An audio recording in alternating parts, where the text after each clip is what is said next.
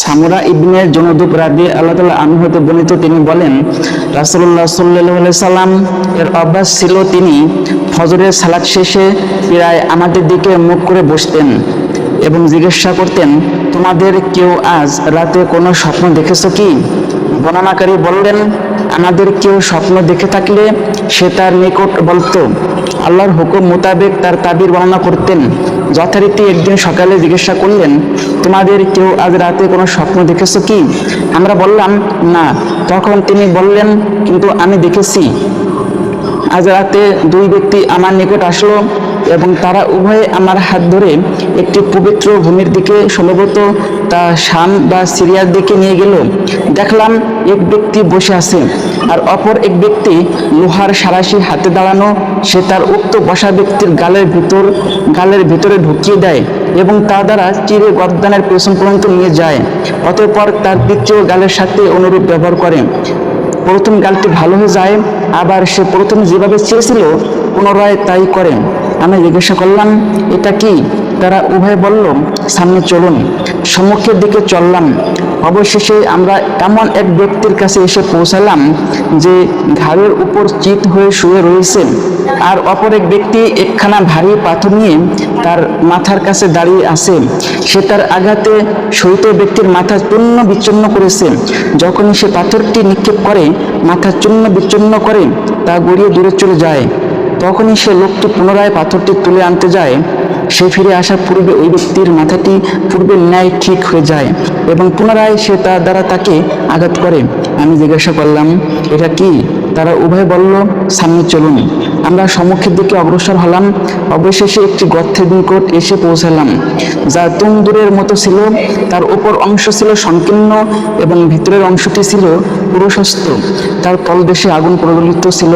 আগুনের লেলিহান শিখা যখন যখন উপরের দিকে উঠত, তখন ভিতরে যারা রয়েছে তারাও উপরে উঠে আসতো এবং উক্ত গর্ত হতে বাইরে পড়ে যাওয়ার উপক্রম হতো। আর যখন অগ্নিশিখা কিছুটা শিথিল হতো, তখন তারাও পুনরায় ভিতরের দিকে চলে যেত।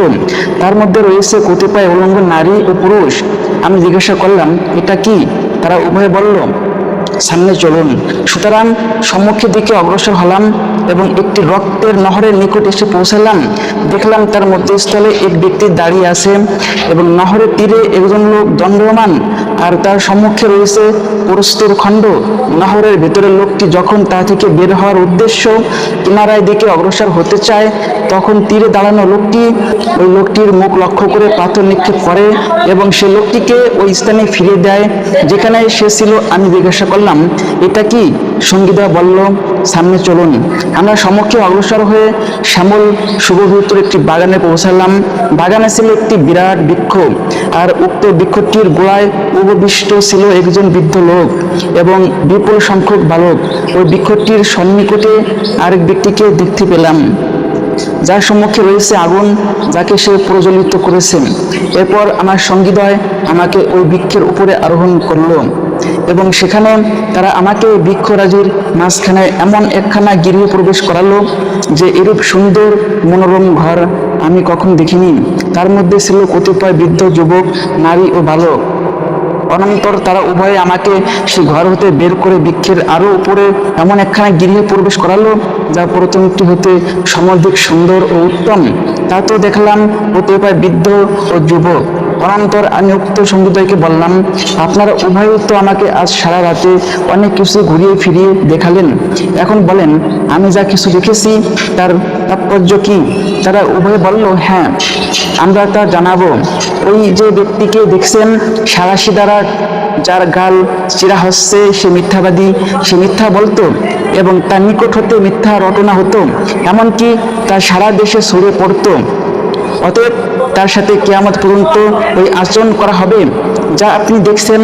আর যে ব্যক্তির মস্তক পাথর মেরে ঘায়েল করতে দেখেছেন, সে ওই ব্যক্তি মহান আল্লাহ রাব্বুল আলামিন যাকে কোরআন শিক্ষা দিয়েছিলেন, কিন্তু সে কোরআন হতে গাফিল হয়ে রাতে ঘুমাতো এবং দিনেও তার নির্দেশ মোতাবেক আমল করত না। সুতরাং তার সাথে কিয়ামত পর্যন্ত ওই আচরণই করা হবে যা আপনি দেখেছেন আগুনের তন্দুরে যাদেরকে দেখেছেন, নারী ও পুরুষ। আর ওই ব্যক্তি যাকে রক্তের নহরে দেখছেন সে হলো সুদখোর, আর ওই বৃদ্ধ ব্যক্তি যাকে একটি বৃক্ষের গোড়ায় উপবিষ্ট দেখছেন, তিনি হলেন হযরত ইব্রাহিম আলাইহিস সালাম। তার চতুষ্পার্শ্বের শিশুরা হলো মানুষের সন্তানাদি। আর যে লোকটিকে অগ্নিকুণ্ড প্রজ্বলিত করতে দেখেছেন, সে হলো দোজখের দারোগা মালিক ফেরেশতা। আর প্রথম যে ঘরটিকে আপনি প্রবেশ করেছিলেন তা জান্নাতের মধ্যে সর্বসাধারণ মুমিনদের গৃহ। আর যে ঘর যে পরে দেখছেন তা শহীদের ঘর। আমি হলাম জিবরাইল এবং ইনি হলেন মিকাইল। আবার আপনি মাথা উপরের দিকে তুলে দেখুন।